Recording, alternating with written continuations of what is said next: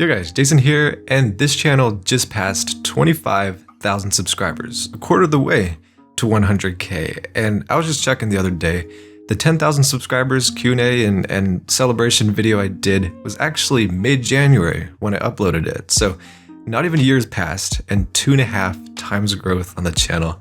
That's incredible. And I appreciate every single one of you that stopped by my channel in one form or another, whether it was for just one video that hopefully helped you out, or whether you're a regular consumer of my content. I appreciate you. I thank you because it's people like y'all that find my stuff worth investing time into that allow me to do what I do right now and hopefully continue that into the future. So what we're doing today is of course a Q&A. Got a lot of questions from YouTube, Instagram, both my Instagrams actually, and Twitter, and I'm gonna try not to dwell on any specific question because I feel like I kind of did that a little bit in last year's video, but regardless, let's hop right into things with some questions for my Artistic Ventures Instagram. First question, what career degree are you currently pursuing? I'm studying mechanical engineering at the University of Kentucky. Next question, are you cool? I'm gonna say yes, because my definition, my formal definition of being cool is making stuff that you're happy with, being passionate about something, even though I do definitely overuse that word, and I don't know, working towards making that thing, what you're doing with your life, your career, I consider that being cool. So by that definition, I'm cool, and you probably weren't asking for such a deep response to that, but yeah.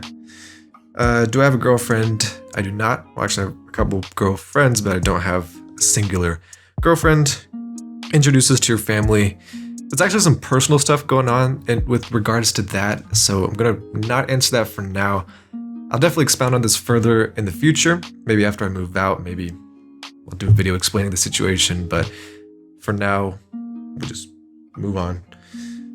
What are you majoring in again? Again, mechanical engineering at UK. And just a word of advice for those of y'all that maybe are gonna be college students in the future, just disregard any expectations you got right now. Because for me, the last couple months going to UK and of course, going to college for the first time, it's been completely different than I expected. I mean, even without the COVID aspect of it, I feel like it still would have been completely different from my expectations. And that's coming from somebody that did dual credit as a senior going into college. So it's just a totally different thing. And when it came to last semester, like 90% of my time was either spent at home, trying to focus on school from here and studying and watching YouTube videos to learn the material, or it was this place we got in the student center called the Great Hall. It's like no one's there except unless they want to eat lunch, and then there's like a top story that no one ever goes to. So I just kind of sit there because I have to be on campus some days because I have, one in-person class or 2 in-person classes, but I'm on campus, so I have to take the online classes I got that aren't in person.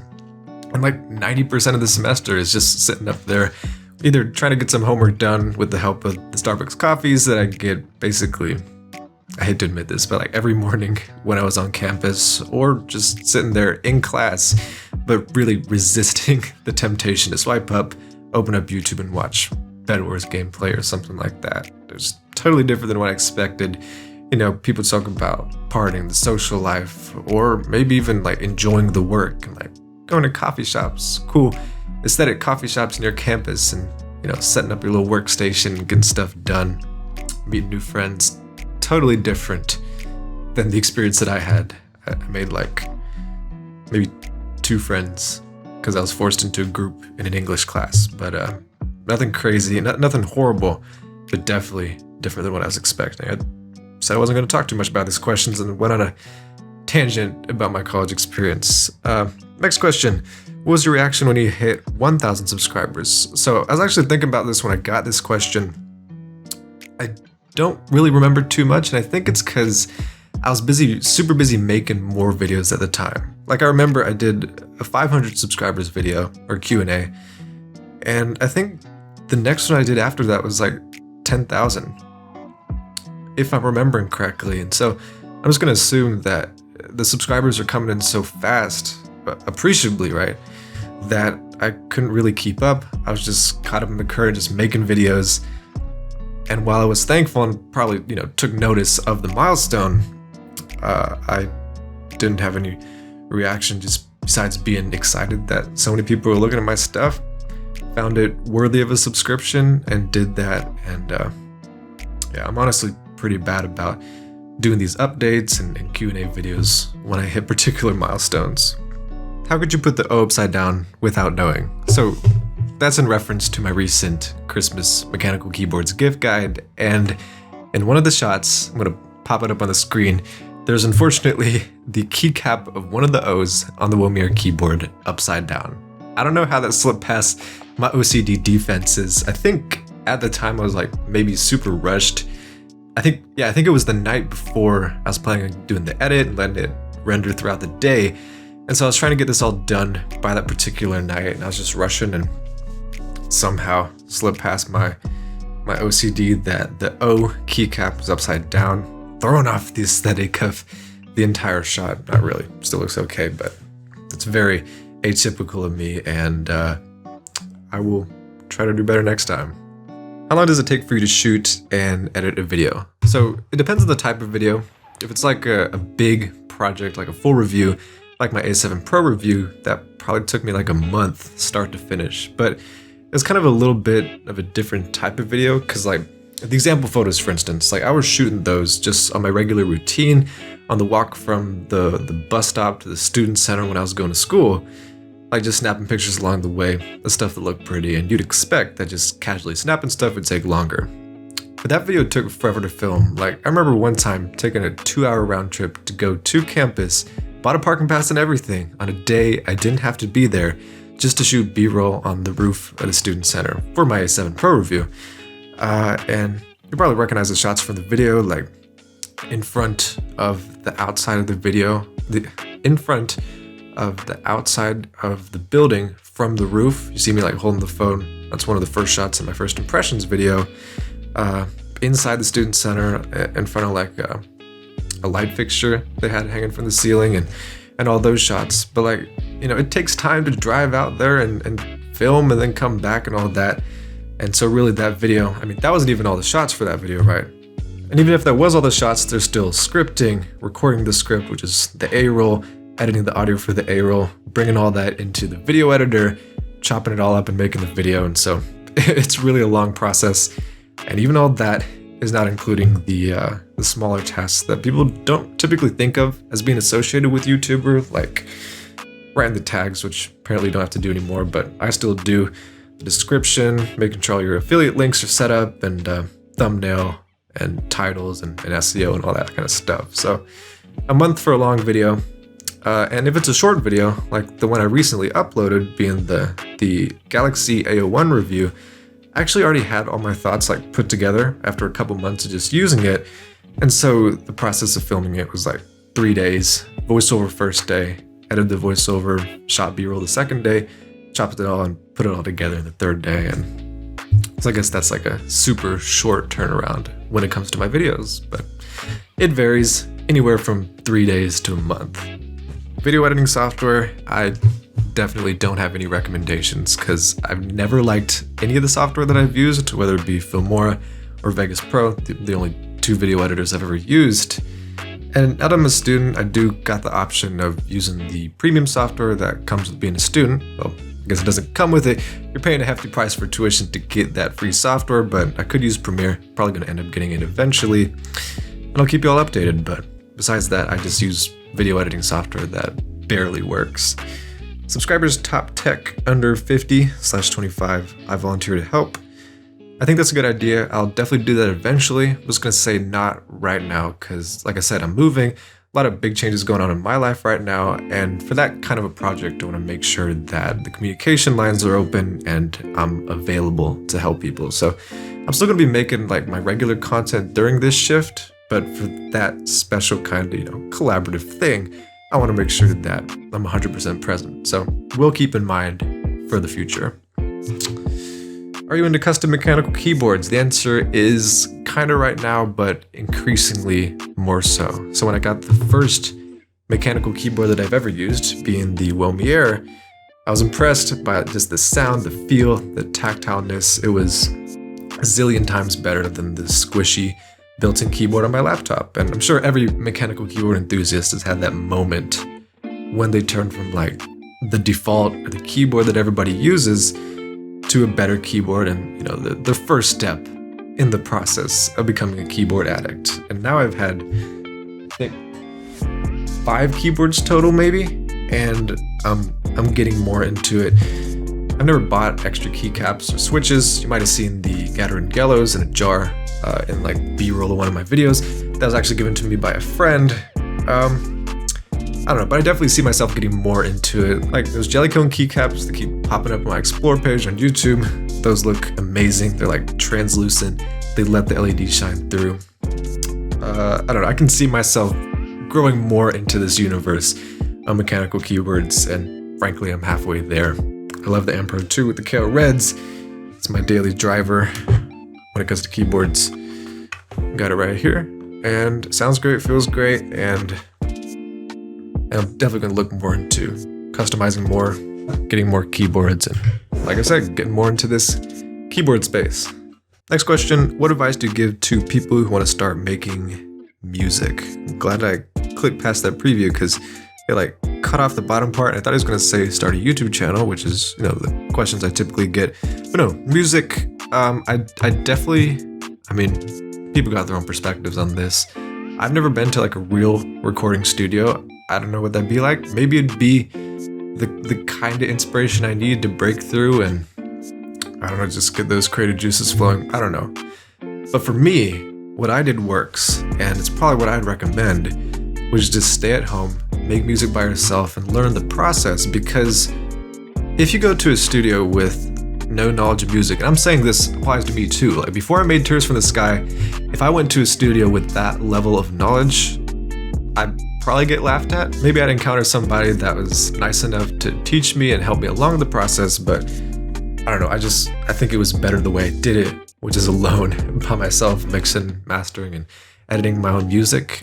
And creatively, if you're asking from that perspective, I just recommend like building up a catalog of producers that you like. Just search on YouTube and check through your recommended and just find producers with the sound that you enjoy and listen to their beats. Eventually you'll come up with a song, it'll click, you have a song ready to record. And when it comes to that part of it, I definitely recommend doing it yourself. Watch the tutorials on YouTube, watch mine, watch other people's, because there's definitely better ones than mine. Make it on Audacity at first, and then transition to Cakewalk like I'm doing. Maybe eventually buy a Mac and switch to Logic. I don't know, but just go along that process, making music, and get better at it, and you'll, collect a fan base or a group of people that enjoys what you're doing, what you're making. And I can't really say much else beyond that. How did you grow your channel? All right, so this is probably one of the biggest misconceptions that people have about YouTube, or about, definitely spent too long explaining that one. That's what she said. Boom, get got. Will you forget your friends when you're famous? No.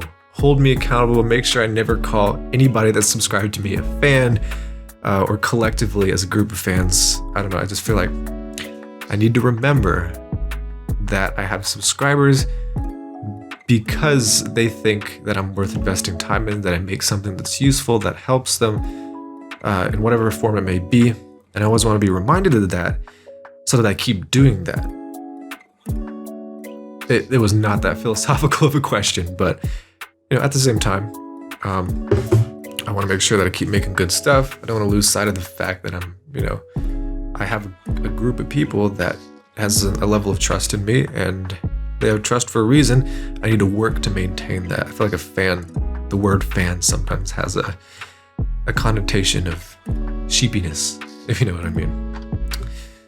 What's the best part of being a YouTuber? I know this because I just uploaded a video last night, and it is after you have completed the edit, completed the filming, and you get on Vegas, you do, because I do like 480p renders just to test everything out and make sure that, the colors look okay, the general idea, the chop that I put together is okay. And then I set it up to export to 4K overnight. And the next morning, you wake up, take that 4K file, drop it into YouTube, let it upload. But don't even watch the 4K file yet, because you can test whether there's a problem in the YouTube upload and the render at once. So I pop up my iPad right next to my setup, watch the thing through on the iPad. The screen's pretty good, so everything looks great. It's crispy. It's the full quality that everybody else on YouTube's gonna see. It's not like the 480p test renders. And 90% of the time, there's no problem at all. I can go ahead and upload the video, and that leads to like the second best. So that like knowing that the piece of art, the piece of content is done, that's the number one best feeling. And the second best thing is, of course, once you've uploaded the video and all the people that enjoyed it, or the supporters or whatever you want to call it, pop into the comments section and say what's up, or say they like this particular part of the video, or to just checking in as a loyal subscriber. I'm super appreciable of that, and that is without a doubt my two favorite parts of being a YouTuber. So that is all the questions from my Artistic Ventures Instagram. Alright, so I'm back from a short break. I had to switch out some SD cards because I ran out of space. Also ran out of battery somehow at the same time, and then I ate dinner. Came back with some tea. So let's just, I think where I left off, we just finished the questions from Artistic Ventures Instagram. So we're gonna jump into YouTube next. And let's just jump into those like I never left. Alright, YouTube. First question, where are you from? I'm from the United States, Kentucky specifically, and even more specifically, the college town of Lexington. Second question, which phone do you use as your main device? And I'm a little bit embarrassed to admit this, but it's the Google Pixel 4a. It's easily my main device. And the reason I'm embarrassed to say that is because of my A7 Pro review. At the end, I said, this would have been my main device for the duration of the following year if it wasn't for not being able to use my own carrier, but I wanted to with that phone. And so that's why the Pixel 4a came along. And I thought I'd be able to use them, half and half, with maybe even the A7 taking the majority of the usage, because, like I said, it has the better screen, the better design, in my opinion. But the problem with all that is that was just greatly overshadowed by the performance on the Pixel. It's so much snappier. The camera is miles better. And I just kind of grab for the Pixel when I need a phone to scroll TikTok on or watch YouTube, whatever the case may be. And if I'm taking a phone with me to go out to work or go out to shoot, don't really do much beyond that, it's going to be the Pixel 4a. And it's not that I don't use the A7 Pro at all, it's definitely a secondary phone. I edit photos on it sometimes, but yeah, the Pixel 4a is definitely my main. How old am I? I'm an adult, grown, 18 years old. Why have I started a YouTube channel? Basically, explain that in... There was a what's inspired you question, right? Wait. I guess I didn't answer what inspired me to start a YouTube channel. Okay. So the reason I started a YouTube channel is because at the time, a friend that I had, I think it was 7th grade that this happened. My friend had this YouTube channel making content completely different from what I wanted to make. So I was watching the classic YouTubers during that time period, Casey Neistat in the tech world, Marcus Brownlee, Jonathan Morrison, and I was kind of seeing the stuff that they're doing. At that time, I was kind of watching Casey, not only for the cinematic or, I guess, vlog aspect of it, even though I did watch his vlogs like every single day after school.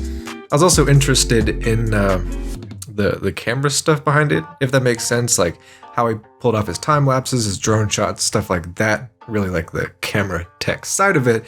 And then, of course, the consumer tech of Marcus Brownlee, Jonathan Morrison, that I was, of course, interested in from a young age. And I was kind of put those guys, connected the dots to my friend with a YouTube channel, and, thought, what's keeping me from making my own channel about the stuff that I'm interested in? So I did that. And that's really where it started from. This is Puka Supreme matcha green tea, if you're interested. I actually picked it up from Fresh Market. I was filming the Pixel 4a video, came back, stopped by Fresh Market. You probably saw the footage of me like holding the jarred tea. That's the other one. That's the bourbon black tea that I got, but I got that while I was there. It's pretty good. All right, so next question, how are you? I'm doing great. I'm doing one of my favorite things in the world, filming a YouTube video, even though it gets awkward sometimes, and my OCD is like, you should redo that intro like 5 million times, because you gotta have the perfect cadence, because it carries the rest of the video. You gotta say that hey guys, or the yo guys perfectly, and repeat it till it's perfect. But besides like that OCD aspect of it, I'm enjoying making this video. Today's been a pretty good day. Haven't done much productivity wise. I've basically watched some cooking videos on YouTube. Better was gameplay. Also went to McDonald's. I got a large iced caramel coffee for $1 with an in-app coupon. And all the coffee people, the people that are passionate about coffee are getting offended right now. I don't typically go to McDonald's, typically make it myself, and the caramel part, I don't usually even put sweetener in coffee, but I don't know, today I was craving something a little bit, I don't know, like a espresso based drink, like a macchiato or a latte or something. Obviously like a caramel coffee from McDonald's is not that, but I wanted something like that kind of sweetness, if that makes sense. Next question, how do you export a song from Audacity at its loudest volume, but also doesn't clip when played? Having trouble with that, song's coming out too soft. So what I did with Tears from the Sky, because How It Glows was actually edited or mixed in Cakewalk, also recorded in Cakewalk. But what he's talking about is exporting and making sure that the song fills up the entire audio space like any industry standard song would.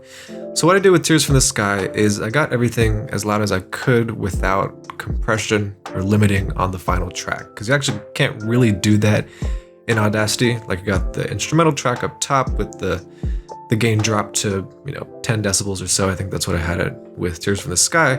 And then you got the other vocal tracks, and you obviously got compression on the vocals, but you can't really mess around with the levels of the entire song. So what I did is exported the entire song, started a new instance of Audacity, imported that single file that is the entire mix, limited that to I think -2 or -3 decibels, really just got rid of the couple few peaks. I think like when a loud part of the instrumental happened to coincide with the loud part of the vocal, it bring that back down to a reasonable level, then amplified that. I think I just popped that up on the screen so you can see what it looks like, but it's the entire song leveled out, basically fills the entire audio space pretty effectively, and just like you'd see in basically any industry standard mix song.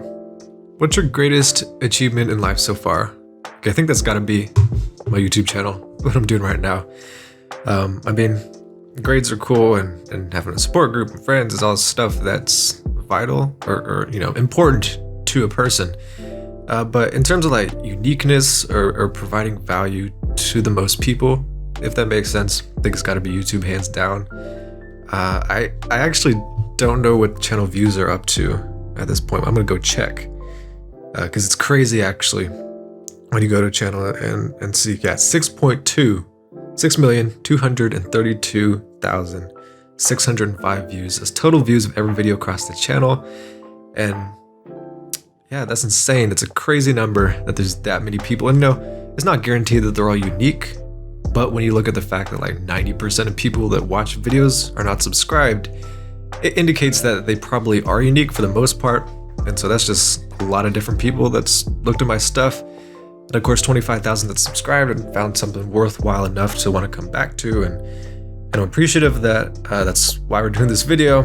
And I think it's impressive that we've been able to do that. What is more important in a video quality or sound quality? And if I have to choose one, which one should I pick? Now, the expected or the default tech enthusiast or YouTuber answer is probably going to be that they both matter and that you kind of want to step along with them as you upgrade. But I'm going to kind of try to get around that and infer what you're saying is like the price, like which one should you pick first when it comes to price per how much of an improvement you're going to get to the overall video. I think that's what you're trying to say. So I'd say audio quality, because I'll give you an example. Just a couple months ago when I was working with the Blue Yeti and of course the G7, which has been my camera for years, I spent $100, actually a little bit less, but let's just say $100 on the Blue Yeti. And of course the camera itself is closer to $1,000 once you tabulate the body and the lens and the tripod and lights, which is all video stuff, video gear. And that's actually a fairly decent ratio. I think it's kind of comparable in the amateur area that I was, but kind of in the mid-amateur range, where it's not like a beginner YouTuber, but also not the top of the line amateur stuff, if that makes sense. So I do definitely feel that you can put less money into audio and get more out. Just the $50 bump going from the Snowball to the Yeti, I think is like, I don't know, like spending $1,000 when it comes to camera gear. And that's all I really have to say for that. I mean, Everything's at your own discretion, of course, and maybe in some situations, like if you're starting a podcast, you might want to invest, I don't know, $1,000 in your audio equipment before you even got your first camera. But I'm just talking from where I'm at and what my experience has been with this stuff. Can you review the PreSonus PD7? When it comes to y'all's product suggestions, I of course appreciate them, and I'll take that into consideration if the opportunity comes up. Absolutely. But when it comes to let's just putting aside when companies send me stuff and I review it, of course I try to be as objective as possible and make the content as good as it can be, entertaining and aesthetic and such. But putting that aside, when it comes to buying gear, I feel like audio gear, especially since I looked it up, it's like a 120 realm budget microphone and I already have one. I kind of try to focus on stuff that's gonna upgrade my quality and be gear that I can use that I'm gonna review along the way. So hopefully you understand. Of course, if the opportunity comes up, I will take it. Things may change going into the future. But yeah, I appreciate the suggestion. What autotune preset do you recommend? Also, what camera do you use for your photography? And okay, first question first. Autotune doesn't really have presets, so I just use the default settings, pick the key of the song, which you can get from the producer most of the time. Sometimes the distributor, they'll have it listed on Beatcamp, I think it is, that level uses to distribute. But if not, then you can just use a key finder plugin to get that. That has to do with music chemistry, if you know what I'm talking about. That's baked in. And then besides that, the retune speed is just how fast it fixes the notes. Not much else to it beyond that. 0 being the Travis Scott as much autotune as you can have effect. 10 maybe being Sway Lee, Post Malone type deal, and then even less if you're not saying anyone that I'm listing is not talented, but super talented I don't know, Sam Smith type musician. What camera do I use for my photography? I use what I'm recording with right now, the Panasonic Lumix G7, and it's the only camera I have besides the ones on my phones.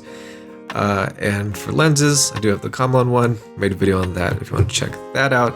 Don't really use that for photography much anymore, although photography is where I do probably exercise the most creative freedom. So, sometimes I'll use it for an artistic effect.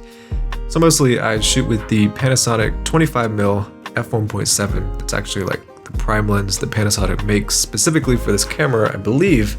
And it's pretty good for photography. It's mostly a video camera because of that 4K, and Micro Four Thirds isn't particularly suited for photography, even though it has its downsides in video too. But anyway, that's what I use. Also, last question, how did you record your visualizer for your hit song, Tears from the Sky? I appreciate you calling it a hit song. It means a lot. It actually did get way more views than I expected, so yes, I'm very grateful for that.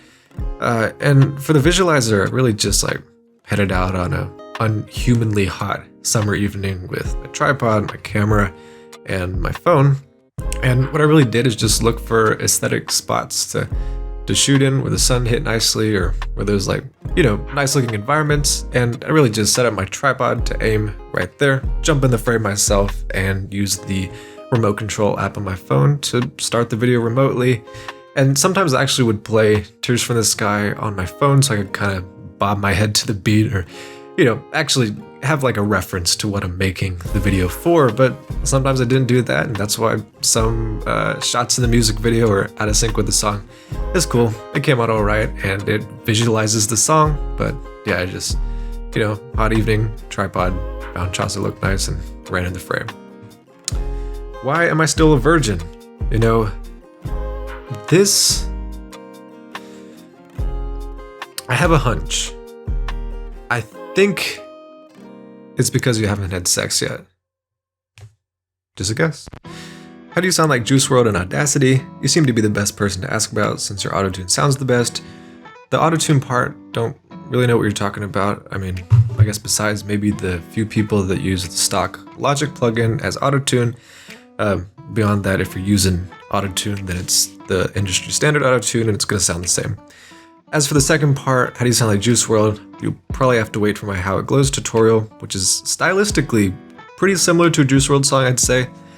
but just wait for that tutorial. It's going to be longer. I'll be able to break it down much more in detail than I would in this video. And, you know, I used auto-tune in the song. I think that'll fit your question pretty nicely. All right, so I got like 5 minutes of recording time left on the camera, so it means we're gonna probably have to speed run this last round of questions. So I'm just gonna try to answer in as few words as possible so we can get through all of them. Plans for the channel's future: more videos, better videos, improvement. Once I move into a better space, maybe like some lifestyle videos, like get ready with me in the morning, cook breakfast with me type deal. But besides that, I'm also planning on selling some Lightroom presets. But besides that, tech videos, more of them, better. What inspired me to start my YouTube channel? Good thing I already answered that. Dream job, what I'm doing right now, making videos. Specifically for YouTube, maybe not. Maybe in a decade, I'll be a freelance cinematographer or something like that, but definitely something that involves creative use of a camera. And then, you know, still maintaining my side stuff like making music, photography, but, you know, video as my main passion and something that involves that. My question is, why are you so cute? I appreciate that. My real question is, how do you record videos so perfectly? I appreciate that. I would recommend that you watch my behind the scenes video. It's the one that I filmed back during quarantine, where I like use this weird fake like laminated cutout on my camera to simulate where the real camera would be during shots, because I didn't have a good enough camera to record behind the scenes with at that point in time. But watch that, check that out. There's definitely more stuff in that video than I could say here. And I think I've done more behind the scenes, like how I make videos type content in the past, but I really just can't think of it off the top of my head right now. Well, maybe start YouTube, and did I think I'd get this big? These stupid previews don't show me the whole question. That's basically the inspiration question. You know, watching people on YouTube did similar stuff to what I was interested in. A friend had a YouTube channel. I connected the dots and did it myself with stuff that I liked. And did I think I'd make it this big? Definitely not this fast. Why do I gulp so loudly? Just, you know, it's...